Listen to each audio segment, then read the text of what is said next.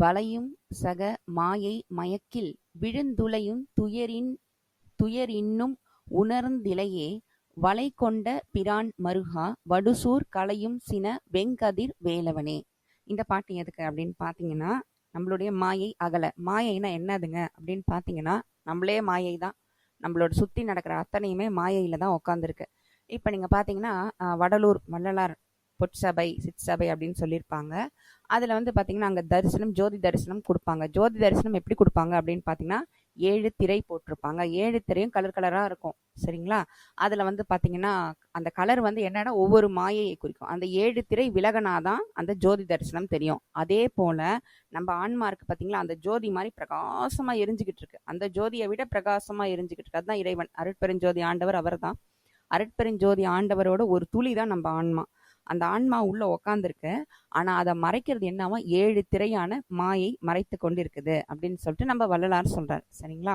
இப்ப அந்த மாயை என்னென்ன அப்படின்னு பாத்தீங்கன்னா, நீங்க வந்து ரொம்பலாம் அச்சோ பெருசு அப்படிலாம் நினைக்க தேவையில்ல.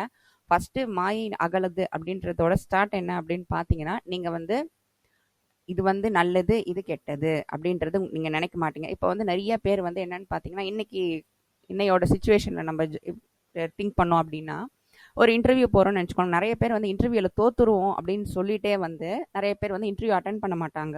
ஆனால் வந்து என்னன்னா, ஒரு தோல்வி அடைஞ்சிட்டிங்க அப்படின்னா அதுலேருந்து பாடம் கற்றுக்குறீங்க இல்லைங்களா? அதே மாதிரி அந்த மாதிரி சின்ன சின்னதாக கற்றுக்கிட்டே போனால் கடைசியில் ஒரு நாள் வெற்றி வரும்.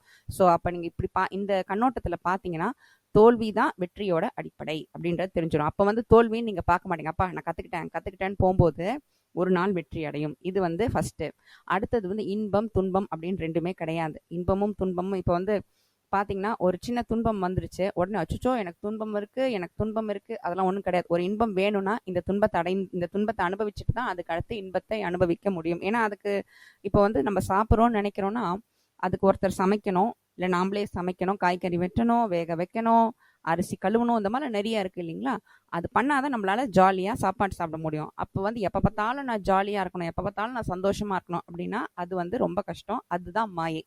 இந்த மாதிரி எப்பயுமே இன்பம் துன்பம் வெற்றி தோல்வி, அடுத்தது வந்து நான் நல்லா இருக்கேன் நல்லா இல்லை, இது எல்லாமே வந்து ஒரு மாயை தான். எல்லாத்துக்குமே வந்து நீங்கள் ப்ராசஸை பார்த்தா நீங்கள் வந்து துன்பம்னு சொல்றீங்களே தவிர ப்ராசஸ் இல்லாமல் இன்பம் கிடையாது. இதுதான் வந்து மாயை.